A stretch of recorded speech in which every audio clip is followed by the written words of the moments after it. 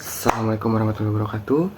Kembali lagi bersama saya Rafli Arya Pratama, NIM C14012312314. Di sini kita sudah melewati sesi UAS dari praktikum fisiologi dan reproduksi ikan atau organisme akuatik.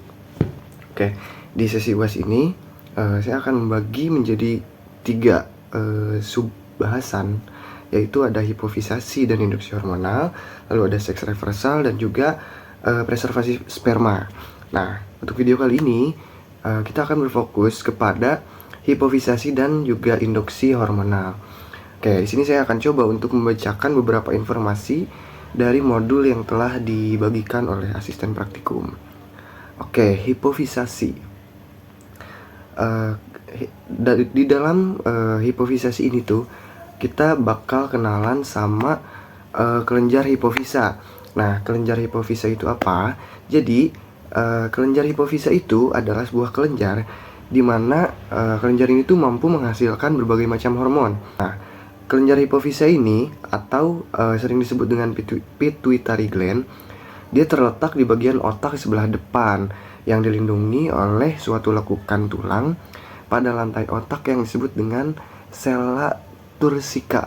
Nah, yang berbentuk atau bentuk si kelenjar hipofisa ini tuh membulat, terus warnanya putih, ukurannya kecil, dengan berat sekitar 2-3 mg.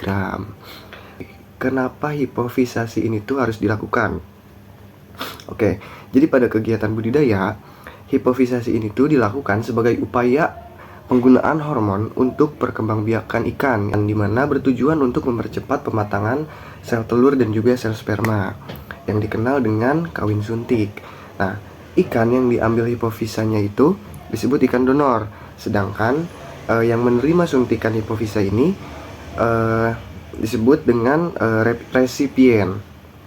Oke, selanjutnya kelenjar hipofisa yang berasal dari ikan donor ini tuh dapat langsung digunakan, tapi dapat juga diawetkan terlebih dahulu sebelum digunakan. Dimana biasanya itu ada 2 teknik dalam pengawetannya, yaitu metode basah dengan memanfaatkan alkohol absolut, dan juga metode kering, yaitu menggunakan aseton. Nah, alkohol absolut dan aseton itu berfungsi untuk menarik air dari kelenjar hipofisa itu sendiri. Oke, mungkin kita langsung saja ke dokumentasi kegiatan praktikumnya.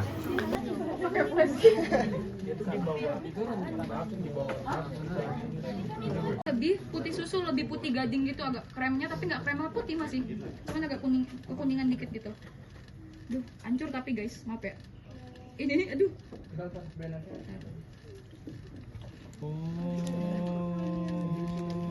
Kalau nggak gini deh, gampangnya. Nanti tuh di dalam bawah otaknya itu ada ceruk kayak gini nih, kan agak lengkung gitu ya. Di situ nanti ada satu yang nyisa, dia bentuknya masih utuh sendiri, dia nggak segampang otak buat hancur gitu. Nggak bisa pakai pinset kali kak? Iya, kalau nggak bisa pakai pinset bisa pakai ini, tapi kalau bisa pakai pinset guys. Dia nggak bakal segampang hancur otak kayak tadi kok. Mana tadi otaknya? Udah nggak ada. Nggak segampang hancur gini. Pokoknya nanti pasti kelihatan kok bedanya.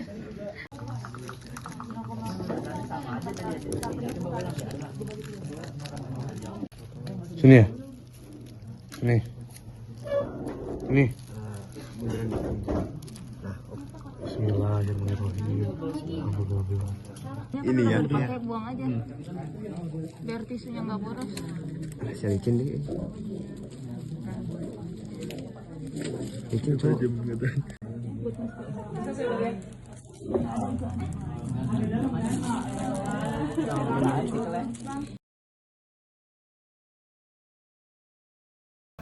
Oke,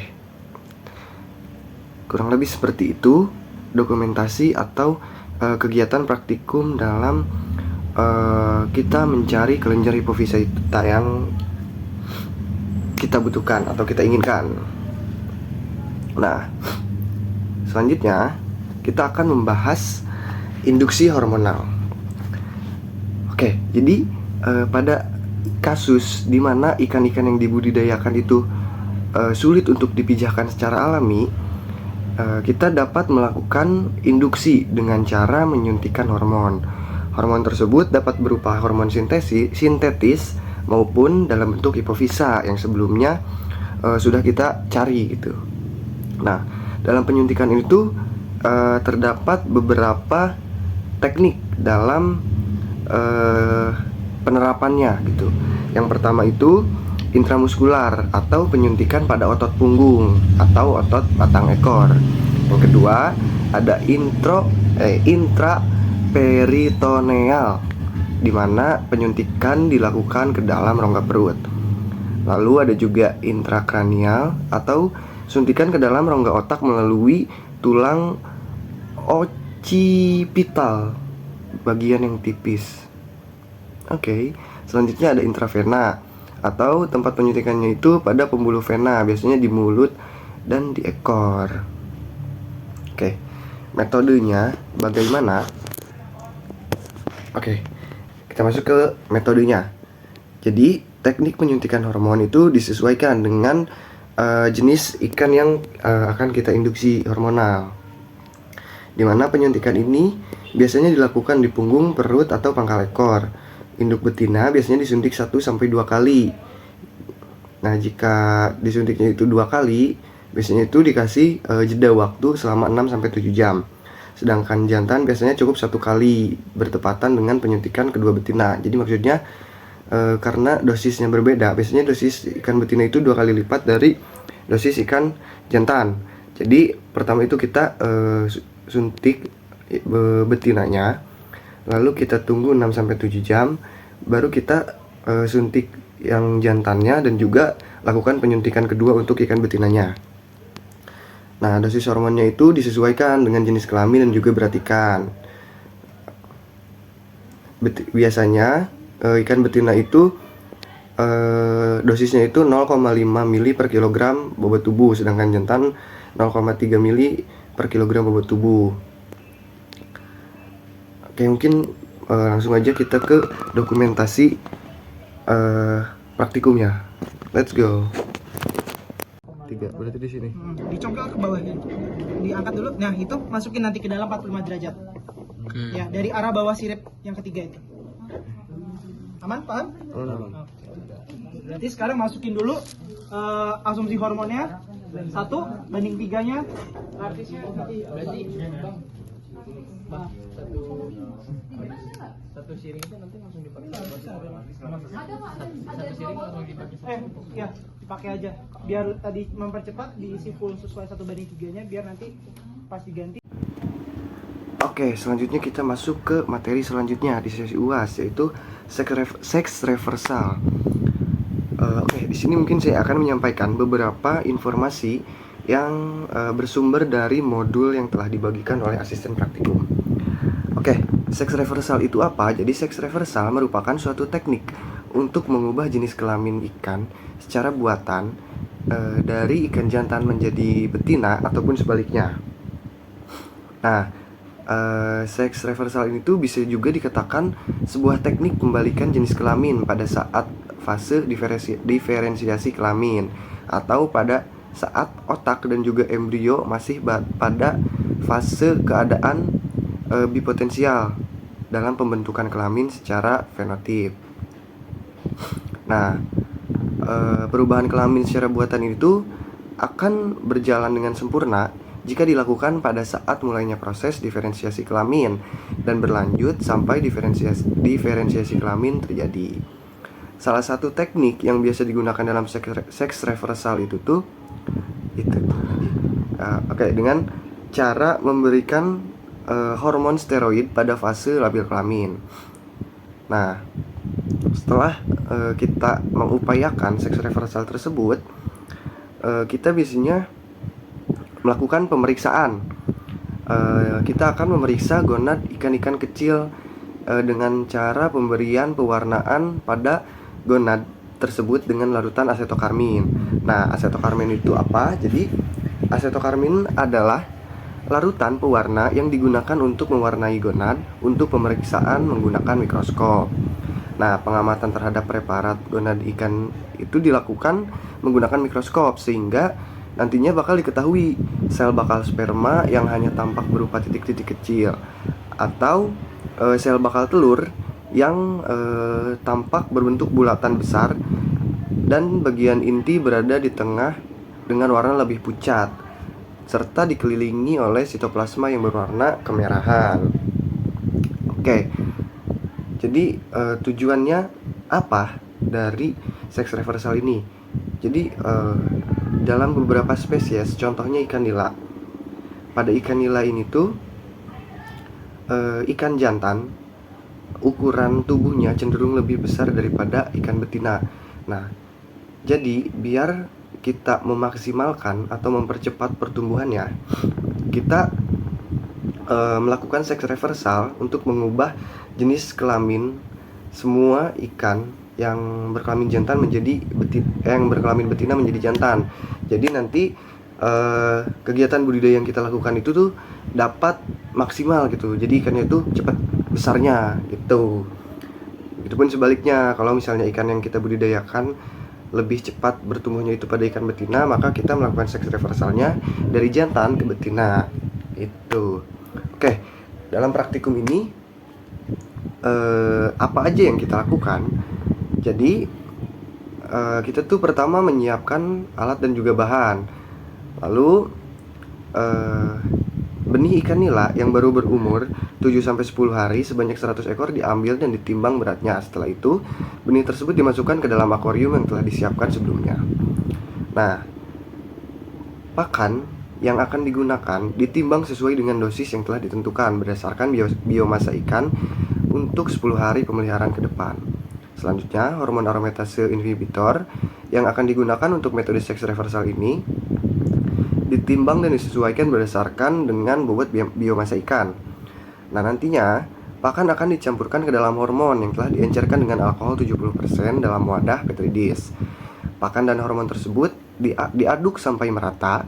Setelah itu, diangin-anginkan beberapa saat. Kemudian, pakan dibungkus dengan kertas menjadi 30 bungkus, 1 bungkus untuk 1 kali pemberian. Pakan diberikan setiap hari dengan frekuensi pemberian 3 kali sehari. Lalu juga ada pergantian air dan pemeliharaan secara berkala. Oke, jadi intinya dalam praktikum ini tuh upaya kita dalam melakukan seks reversal ini tuh dengan mencampurkan atau menyatukan hormon aromatase inhibitor dengan pakan untuk ikan yang akan kita pelihara. Caranya kayak gimana? Mungkin langsung aja kita ke dokumentasinya.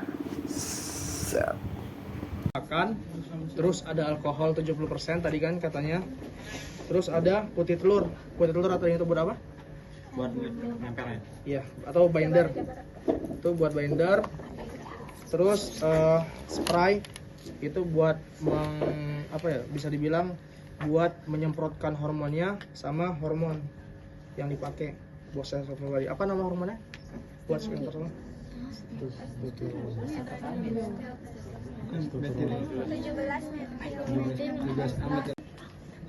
Nggak perlu bersih ya. Pokoknya tempatnya itu benar-benar bersih. Ini kan bekas alkohol ya. Ini cuma buat demo. Ini udah diukur 45 ml air. Terus ntar ditambahin 5 ml alkohol. 5 ml alkohol sama buat hormonnya itu ditimbang beratnya itu kalau buat oral itu dia 50 mg per 1 kg pakan. Berarti kalau buat 100 gram berapa? 5 mili. Kan gue bilang tadi 5 gram. 5 gram. 0,5 gram ya? Ya, ada kertas ya? Kertas apa? Sorry ini aja mungkin. Ya, berarti kan harus kita timbang ya. Yang jelas timbangannya harus yang konsentrasi. Ketelitiannya itu harus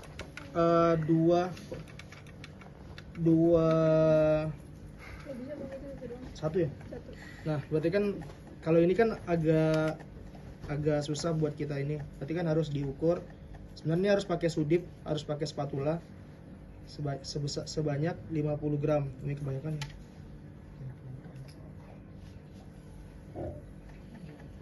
Iya. Foto kormana bubuk.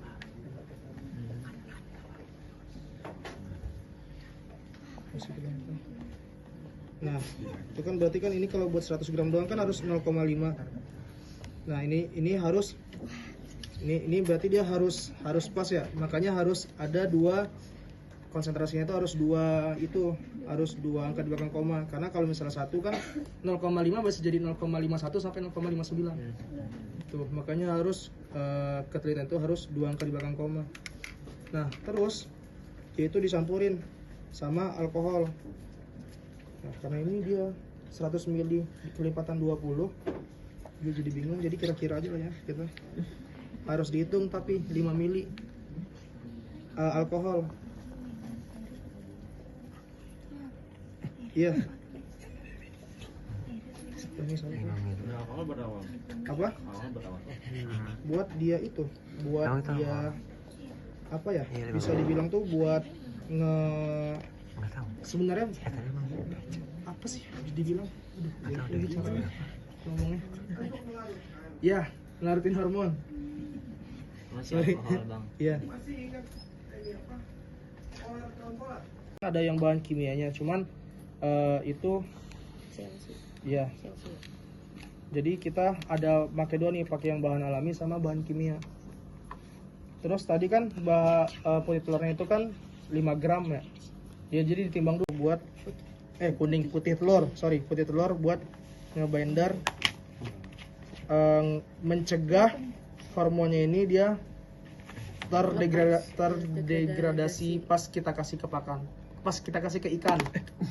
Karena itu kan dia di dalam air, otomatis kalau misalnya nggak ada kan yang namanya pakan itu kan pasti bakal larut dia perlahan demi perlahan. Jadi buat mencegah hormonnya ini larut sebelum dimakan ikan, kita pakai bendernya. Tuh kan binder itu kayak yang buat ngikat gitu sebenarnya. Sebenarnya kurang tepat kalau binder. Kalau di nutrisi binder itu fungsi Iya, sebenarnya. coating. Coating. Dia mau coating. Harusnya pakai CMC. Ya, CMC. Ya. Tapi itu Tapi agak kuning telur pun, putih telur pun bisa.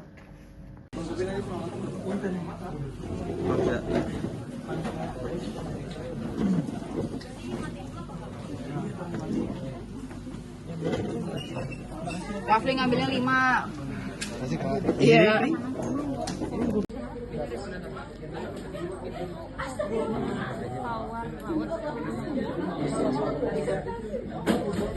Ikan laut boleh. Ntar habis kelar ini kita Tarik ke sana.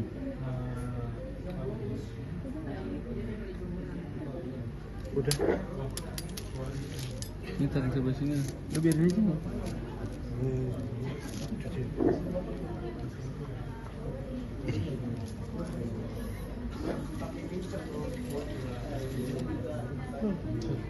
Megangnya jangan gitu. Ke bawah. Tuh, kalau nggak kepalanya ini megangnya kalau nggak ininya. Kalau megang perutnya takutnya bakal Keret. pecah. Ke bawah. Gini aja lah ya. Mau dibuang. Video coy.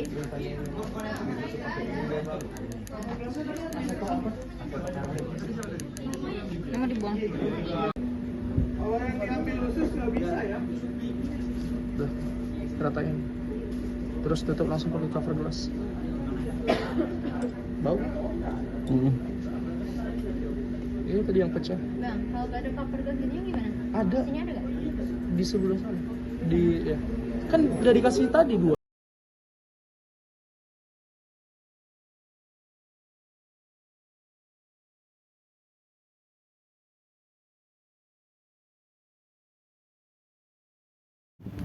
Oke, video ketiga. Alhamdulillah di sesi UAS ini penugasannya cuma ada 3 video. Jadi video ini video yang terakhir untuk di sesi UAS praktikum Fisrep semester 2. Sesi UAS maksudnya, bukan semester 2. Oke, jadi materi terakhir dalam sesi UAS ini tuh yang akan kita review yaitu preservasi sperma. Nah, Sini mungkin saya akan mencoba membacakan beberapa informasi dari modul yang telah dibagikan oleh asisten praktikum. Oke, jadi dalam proses pembuahan, mutu sperma ikan itu memegang peranan penting dalam menentukan keberhasilan fertilisasi. Pada beberapa kasus pembenihan buatan, seringkali terjadi ketidaksesuaian waktu antara ketersediaan sperma dan sel telur akibat kematangan gonad antara induk jantan dan betina ini tuh tidak terjadi secara bersamaan. Maka dibutuhkan teknologi guna memastikan ketersediaan sperma tetap terjaga. Salah satu metode yang biasa dilakukan itu adalah pengawetan sperma melalui teknik preservasi. Jadi, contohnya nih, kita punya indukan jantan dan juga indukan betina.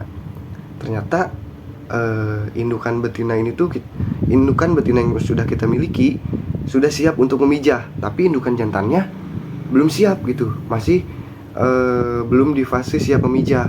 Jadi kan susah nih, nggak bisa memijah karena betinanya siap, jantannya belum siap. Maka dari itu kita ibaratnya itu bikin stok sperma. Jadi ketika kapanpun si indukan betina ini siap memijah, kita punya stok spermanya dengan cara diawetkan atau dipreservasi. Oke, jadi penyimpanan atau preservasi sperma itu bertujuan untuk memudahkan proses pemurnian dan persilangan antara ras ikan, serta mempercepat program introduksi dan domestikasi ikan liar yang dianggap potensial untuk dibudidayakan. Selain itu, tujuan lainnya mencakup pengendalian keterbatasan atau ketersediaan induk jantan, sehingga memungkinkan terjadinya pembuahan meskipun kematangan gonad antara induk jantan dan betina tidak selalu bersamaan, seperti yang saya jelaskan tadi. Oke, selanjutnya juga menyediakan cadangan genetik, mendukung program pemulihan ikan, mempermudah distribusi dan pengangkutan sperma dalam jumlah besar ke berbagai wilayah, serta memungkinkan produksi benih sepanjang tahun. Seperti itu. Oke, jadi selanjutnya langkah atau metode atau prosedur dalam praktikum preservasi sperma ini tuh kayak gimana gitu, apa yang kita lakukan. Jadi sperma segar ditampung secara aseptik dari induk jantan. Lalu sperma dicampurkan dengan larutan fisiologis dengan rasio 1:2 sampai 1:10 tergantung kebutuhan. Misal 1 mili sperma dicampurkan dengan 9 mili larutan fisiologis berupa NaCl. Nah, itu untuk rasio 1:10. Selanjutnya, sperma disimpan pada suhu dingin kurang lebih 4 derajat Celcius selama 24 sampai 72 jam tergantung dengan spesies ikannya. Nah, jadi setelah di azan sebentar. Maaf, tanggung dikit lagi. Jadi setelah disimpan atau dilakukan preservasi, spermanya ini tuh akan diamati atau diuji dengan beberapa uji, yaitu uji motilitas, viabilitas, derajat pembuahan dan juga derajat penetasan, seperti itu. Jadi dokumentasi dari praktikumnya kurang lebih seperti ini. Let's go.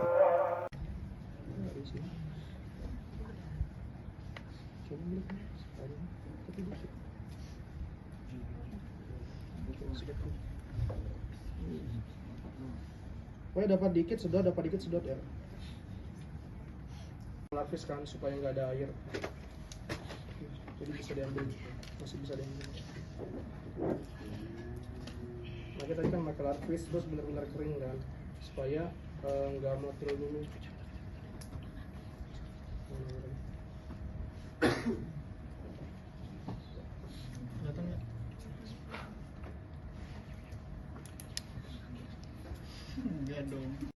Oke teman-teman, ini ya jelas ya. Tadi hasil pengambilan pertama sperma untuk dari ikan mas. Selanjutnya setelah dimasukin ke wadah tub kecil, kita langsung saja kita encerkan. Tadi rasionya berapa yang mau kita lakuin? 1:100. 1:100. Oke. Ya, urutannya adalah larvisnya sebagai larutan extender, baru sperma.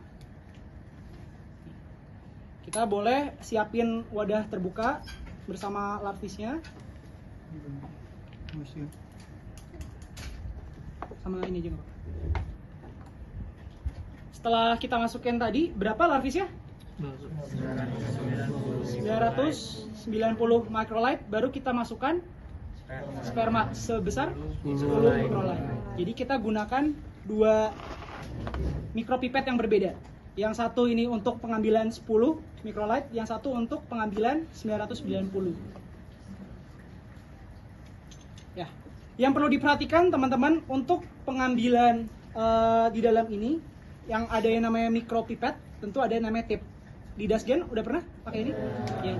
Untuk pengambilan tip harus tentunya pakai latex. Kenapa? Karena di dalam tabung ini atau di dalam wadah ini dia steril. Makanya mesti dilakukan pengambilan pakai latex. Dan biasanya digunakan buat RNA titiknya ya 10.0 atau 10,0.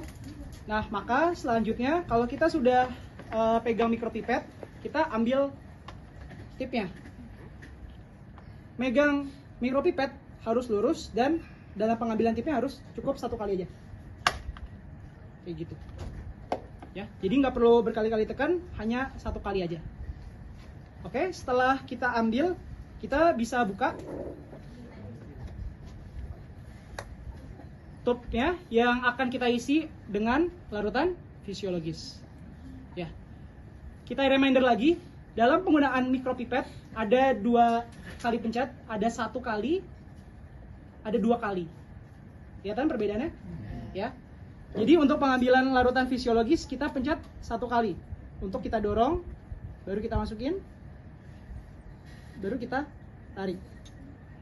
Setelah keisi, baru kita masukin ke tubnya dengan 2 kali, tapi bertahap dan pelan-pelan.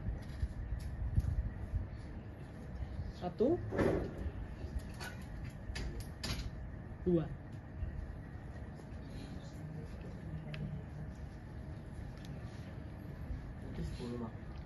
Ini yang 10 ya? Sorry.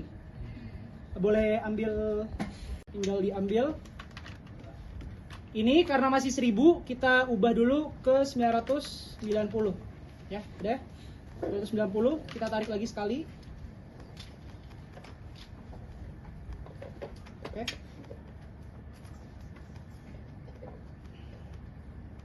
Ada yang kosong. Satu aja yang kosong. Ada. Dibersihin pakai tisu gitu. Ada bekas lapisin kan. 10 untuk larvis. Sorry.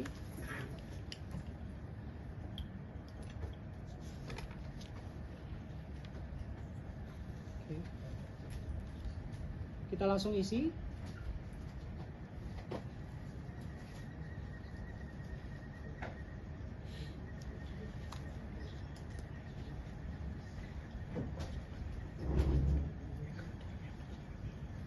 Jadi kalau misal sudah, kita taruh di atas boxnya biar lebih aman, atau kalau misalkan takut jatuh, kita boleh taruh di bawahnya.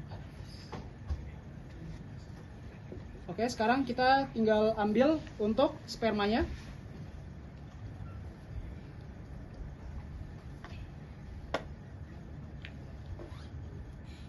Sudah 10, kita tinggal ambil.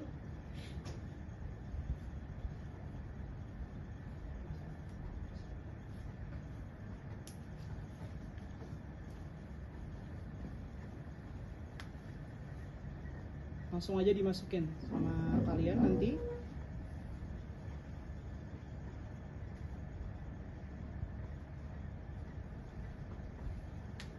Nah, ini kalau misalkan sudah masuk, kita lakukan yang namanya pencampuran atau pipetting.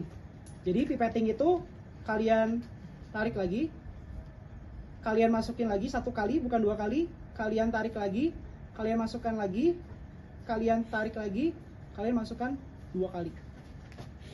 Paham sampai sini? Ya. Nggak boleh sampai seperti ini nanti, ya. Karena ini yang teman-teman lakukan sendiri ya. Jadi tolong semuanya harus kayak gini. Di depan mata, 1 kali tarik, masukin, tarik 10.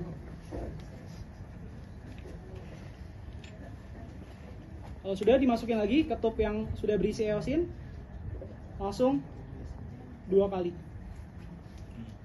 Ya, baru lanjut ke pencampuran lagi atau pipetting.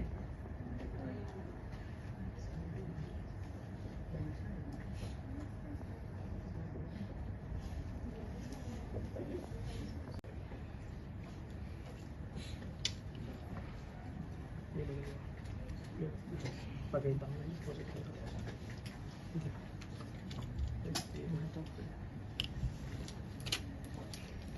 Ya, jadi alat hematokrit ini nanti fungsinya apa? Kita bakal narik sperma pakai alat ini. Nanti sperma kita fullin ketika dia ketarik. Caranya gini nanti. Jadi karena ada angin kan dia bakal ketarik.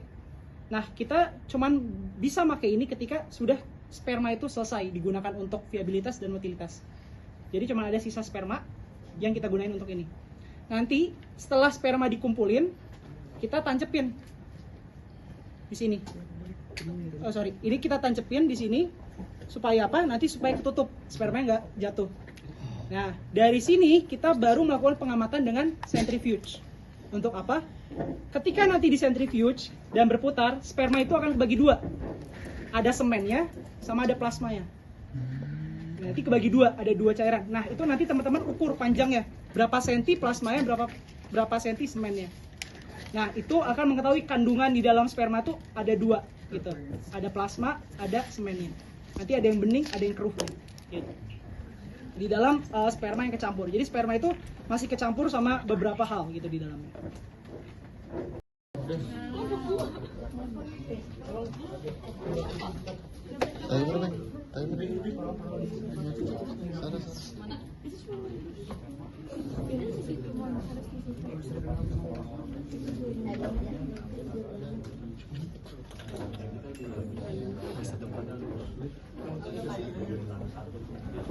Viabilitas bisa.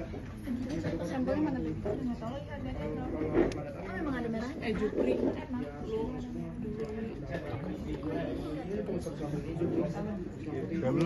Acil. Lebih tua sih kan?